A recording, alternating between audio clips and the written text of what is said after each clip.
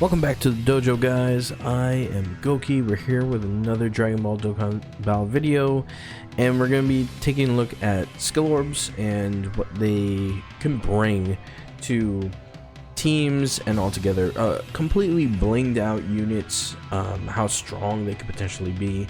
And I'll be showing some of the stuff on my account to show you guys exactly how powerful units can get these stats added and whatnot. So here we have the bronze skill orb. It can be used on UR or higher as long as their type is the same skill orb. Silver is for SA10, and then gold skill orbs is for 2 in potential routes unlocked. So first and foremost, I think this works very and exceptionally well for all free-to-play LRs in the game. It gives them some of that added oomph that they need to stay relevant within the meta just a little bit longer, whether it be giving them more attack, leaning them into a bigger, stronger role in which they or fixing some of the issues they have, like int Vegeta being stuck at a certain crit and additional level, where this allows them to go past that particular thing. So we're going to be taking a look at this. Obviously there's attack, defense, and HP modifiers. These are the best ones, level 5 straight up, just 500 to each particular stat that they're level 5 of. And this is deceptively better than we think, especially for units that start stacking their attack and start pushing more damage out. This is very, very powerful, and easily, like, Vegeta Blue comes into mind, Gogeta, things with additionals that can stack this 500 plus. 500 doesn't seem like a lot, but it actually throws off your calculations. So right here we have my Vegeta Blue calculations. These would change quite a bit because this is now 19,000 with 630 or 636. So it changes a lot of the calculations that you would do. Stacking becomes different. It's more, I would say, heftier than people would give it credit to.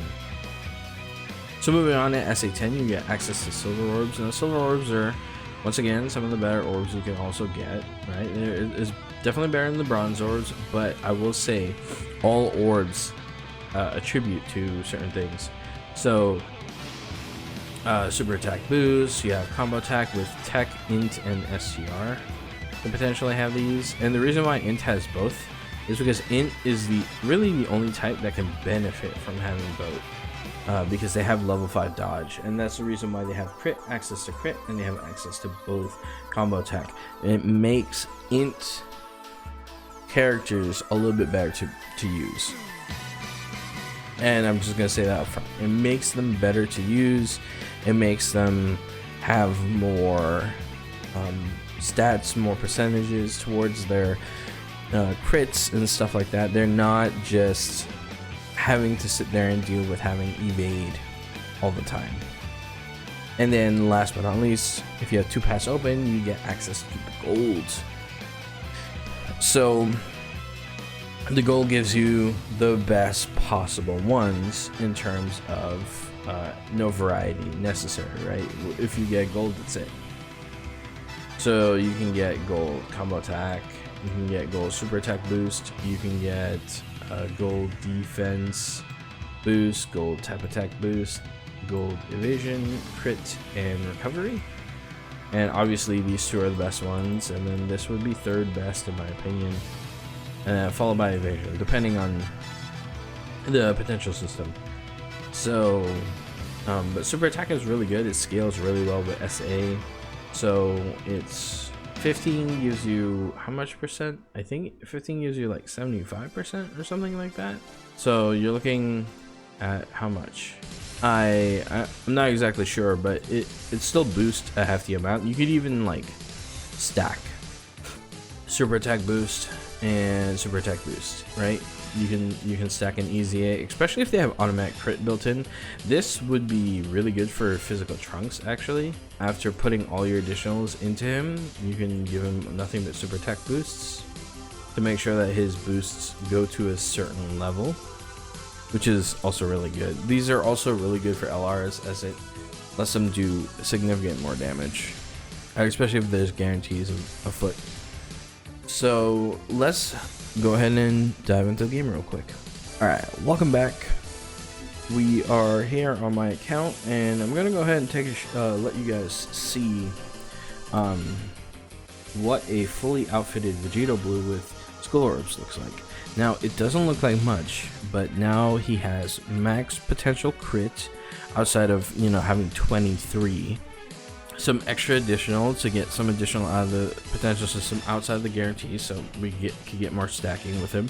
And 4900 attack. Normally you would be nowhere near 5000, but now we still have quite a bit of stats here and quite a bit of stats here to put us well over the 5000 at 5500, which is amazing.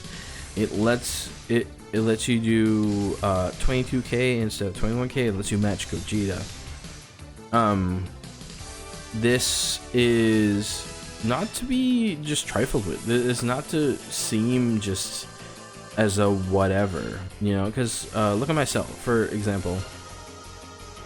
Right, so this is just temporary until I get better things for Cell, which I'm looking for crit and dodge, obviously. I mean, no, crit and attack, and this will put his attack to 15 and his dodge and his additional to 12 and 15 dodge, giving him a well-balanced stat roll, kind of like physical types. This is the benefit of the new skill orb system, and it gives units so much more to do. So, for example, let's take for example, like this is a good example of like free-to-play LRs benefit from this greatly, mainly because their slots will be completely open, right? I gave him more defense because I don't know, I feel like defense is a good mix for this type of unit, and I didn't have any more offense. And then he can gain more additional to hit 15, and he gain more crit to hit 17. Although I will have to get the additional in the silver slot because orbs are very dependent. And then, you know, Majin Vegeta, you can definitely give him more super attack. You know, you can give him +3 and +3 to just stack up tons of super attack and let his modifier scale better. Or you can give him more crit and then a super attack. There's a lot you can do with this system, and then the stats you can give and provide. And obviously he had 5400 attack. I gave him a +5, and here he is at 59. So really freaking good. His attack stat is actually pretty insane now because of that, right?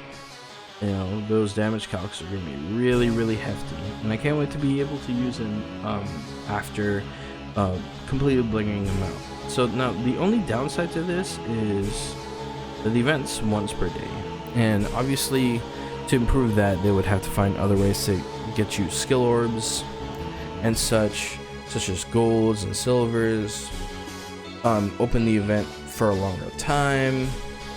There's a lot, an actual a lot that they'll have to get to get this orb system going, to make it normal for others. But yeah, I mean, it definitely benefits free to play a lot more. It lets them clear more content. It lets them do things that they normally wouldn't be able to do because all they have is 2 dupes, or it lets them bling out more stats. It lets you go silver and bronze until you can get a second dupe path. It's really strong, really powerful in my opinion. It shouldn't be underestimated, as I said before. And yeah, it's just really good. I just wanted to make a quick video detailing this because yeah, it's worth investing every single unit into the hidden potential system with this orb system, and it's worth just blinging them out if possible, so that when you can use them later on, there's no misuse. It's just really good solid units. So with that being said, I want to thank you guys for sticking around this long into the video. Thank you so much for your support. Please like and subscribe as always. And before I go ahead and go, like, just look at this. My Vegito Blue is better than the most average Vegito Blue because I have these orbs all selected out. But yeah, anyway, as always, don't forget to keep it moose.